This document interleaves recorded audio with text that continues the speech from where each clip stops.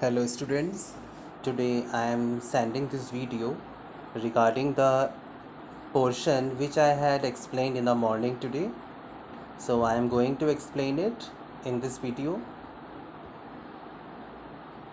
The oppressive policy means apartheid gave many injuries, many hurts to a number of people, and definitely it will take a long time to the people to move on.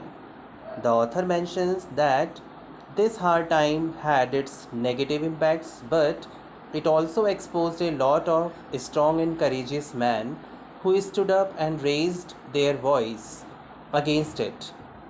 Thus, it required that level of unjust treatment to produce such great heroes. South Africa is rich in minerals and gems, but its greatest strength lies in its people. Nelson Mandela received his strength to stand against the apartheid from all the great nationalists he mentioned above, who have risked their lives for freedom and tolerated ill treatment, but never stopped fighting. He learned that courage didn't mean the absence of fear, but it is the ability to overcome that fear. The man who overcomes the fear is called brave. One is taught by its society to hate humans because of their skin, color, age, gender, and religion. It is not true because no one is born with this feeling of hatefulness.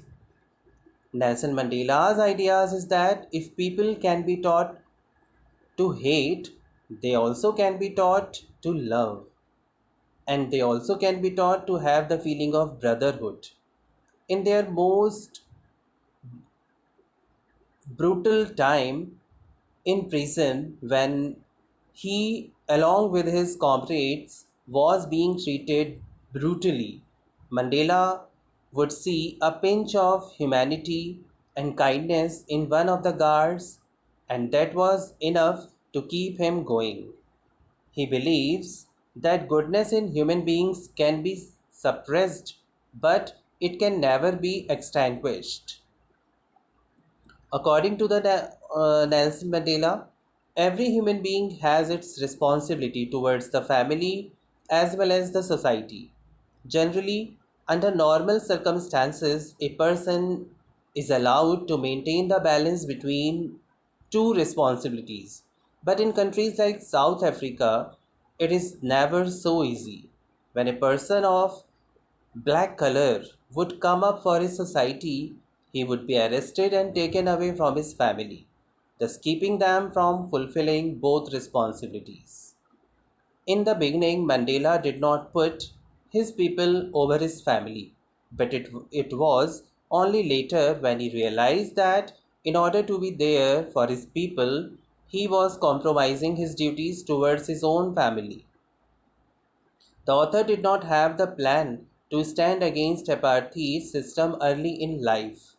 He lived his childhood like any normal child in South Africa. He only had to follow the rules set up by his father or the customs of his community.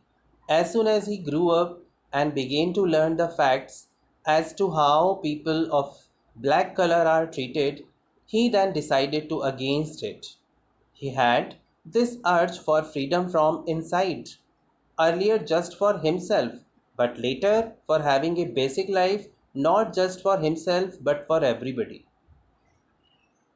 All the people had to struggle for having a peaceful marriage, family, and basic amenities which everyone has access to where law and order exist. So, this way, I have explained the content which I had explained today in the morning.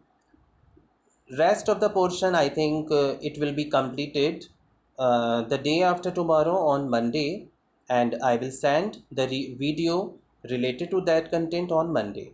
So, for the time being, have a nice day. Good evening.